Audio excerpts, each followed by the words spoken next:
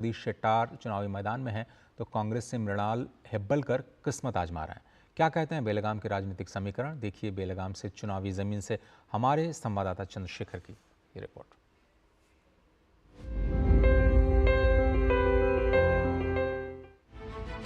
महाराष्ट्र की सीमा से लगी कर्नाटक की बेलगाम लोकसभा सीट काफी सुर्खियों में है। कर्नाटक की बेलगाम लोकसभा क्षेत्र राज्य की महत्वपूर्ण सीटों में से एक है। फिलहाल इस सीट पर 2004 के लोकसभा चुनाव से भारतीय जनता पार्टी का परचम लहरा रहा है। कभी ये सीट कांग्रेस का गढ़ हुआ करती थी। साल 1991 के लोकसभा चुनाव तक इस सीट पर कांग्रेस के उम्मीदवार ही जीतते रहे हैं, लेकिन धीरे धीरे घटते जनाधार के साथ कांग्रेस कमजोर हो गई और उसके हाथ से ये सीट निकल गई। इसके बाद से बीजेपी यहाँ मजबूत हो गई। बेलगाम लोकसभा सीट के अंतर्गत करीब 22,19,000 आबादी रहती है। इस पर कुल 15,81,000 मतदाता हैं, जिसमें 8,70,000 पुरुष और 7,70,000 महिला मतदाता शामिल हैं। इस क्षेत्र की लगभग 59% आबादी शहरी क्षेत्र में रहती है, जबकि 41% आबादी ग्रामीण क्षेत्र में रहती है। जातीय समीकरण देखें तो यहाँ एससी आबादी 9.74% है और एसटी समुदाय की आबादी 7.03%। 2024 के लोकसभा चुनाव में बेलगाम लोकसभा सीट से कुल 13 उम्मीदवार चुनाव लड़ रहे हैं। बीजेपी ने जगदीश शेट्टार को बेलगाम लोकसभा उम्मीदवार बनाया है। 68 वर्षीय शेट्टार, जो एक अनुभवी आरएसएस नेता माने जाते हैं, उनके पास बीकॉम और एलएलबी की डिग्री है। वे हुबली बार में 20 साल तक प्रैक्टिस करने वाले वकील रहे हैं।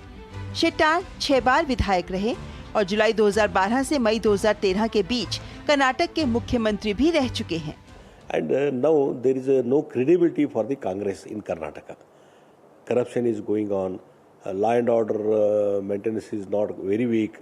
So people's confidence in Congress government is almost coming down. So here also in Belgavi, there is no credibility for the Congress party in Belgavi district. And I think who are the contesting, but here BJP is strong, our workers are strong, our leaders are strong. Congress के मृणाल हेब्बलकर, जिन्हें बेलगाम Lok Sabha seat से उम्मीदवार बनाया गया है, वे कर्नाटक के महिला एवं बाल विकास मंत्री लक्ष्मी हेब्बालकर के बेटे हैं। मृणाल हेब्बालकर को स्थानीय निवासी होने का अतिरिक्त लाभ है और वे पंचमसाली समुदाय से हैं। हालांकि कांग्रेस उम्मीदवार को गोकक विधायक रमेश जारकीहोली और अराभावी विधायक बालचंद्र जारकीहोली से बड़ी चुनौती का सामना करना पड़ रहा है। केंद्र सरकार की जो योजना जो आते, हर एक सांसद के क्षेत्र में जो आते, उनका प्रॉपर इम्प्लीमेंटेशन होना चाहिए। और दूसरी बात तो हम बेलगाम के रहवासी जो भी है, हम लोग बहुत लकी है, क्योंकि हमारा बेलगाम का वेदर हो, हमारा यहाँ का जो सबसे फेमस हो, यहाँ का फाउंड्री हो, यहाँ का टूरिज्म हो, यहाँ का वेस्टर्न घाट का जो फॉरेस्ट एरिया है। और हमारा बेलगाम क्यों लकी है, क्योंकि हमको 2 स्टेट का बॉर्डर शेयर करना पड़ता है और 2 स्टेट्स का भी कल्चर हमको मिक्स होता है। तो इस हिसाब से अगर आप देखेंगे तो बेलगाम के लिए जो भी चाहिए वो यहाँ का पल्स मैं जानता हूँ, यहाँ का पल्स के हिसाब से काम करना मुझे बेहतर आता है, मैं बताता हूँ। इस लोकसभा सीट के इतिहास की बात करें तो इस सीट पर पहला चुनाव 1957 में हुआ था। इस सीट से सबसे पहले कांग्रेस के बलवंत राव दातार सांसद बने। 1962 में बलवंत राव दातार दोबारा संसद पहुँचे। 1963 में कांग्रेस से हेमानंद कौजलगी ने जीत दर्ज की। 1967 में कांग्रेस ने NM नबी साहब पर भरोसा जताया और वे जीत कर लोकसभा पहुंचे।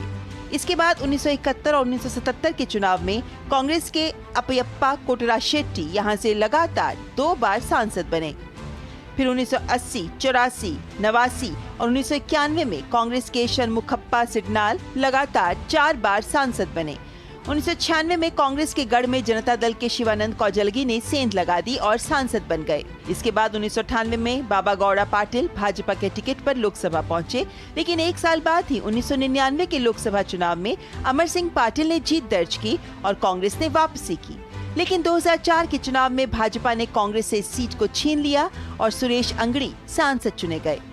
फिर 2009, 2014 और 2019 के चुनाव में सुरेश अंगड़ी ने लगातार जीत दर्ज की। 2021 के उपचुनाव में मंगला अंगड़ी यहां से सांसद चुने गए। बेलगावी सीट में मुकाबला बेहद दिलचस्प है, जहां एक और कांग्रेस के मृणाल हेबालकर नए दौर के कर्नाटका का एक विजन लेकर सामने चल रहे हैं। वहीं दूसरी तरफ जगदीश शेट्टार जो कि बीजेपी के टिकट से सामने हैं, वो भी अपने पूरे कार्यकाल के साथ साथ केंद्र में बीजेपी सरकार की उपलब्धियों को भी गिना रहे हैं। कैमरामैन शिव सुमन के साथ चंद्रशेखर, डीडी न्यूज़, बेलगावी।